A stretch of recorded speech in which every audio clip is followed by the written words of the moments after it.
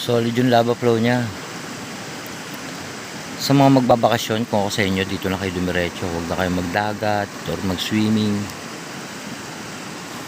Mas maganda panoorin naman yun.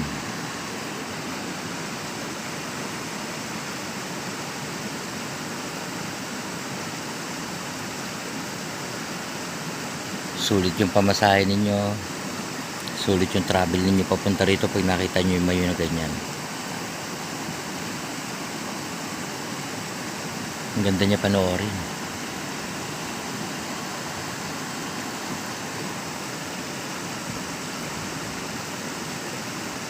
Waiting kami rito na lumakas yan eh. Yung unti-unti kami kinakain ng lava or ng lahar.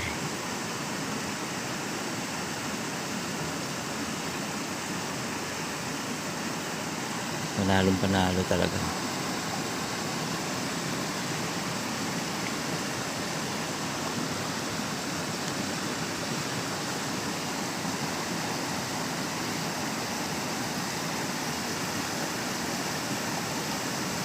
Hindi isang buwan na siyang nagbubuga ng baga. Gumaganda lalo. Mga nagtatalbugan yung mga mga malalaking bato na nagbabaga.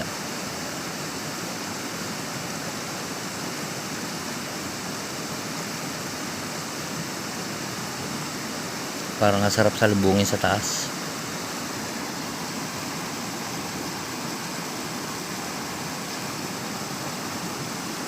Mas maganda sa personal. Makikita mo yung mga maliliit na mga pagsabog-sabog na yan. Ayun o. Mas maganda rito kung pupunta ka at actual mong titignan. Ang ganda panoorin o.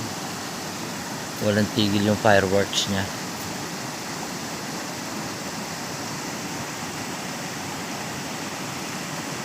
Kasi labo na mata ko yung labo ng cellphone ko.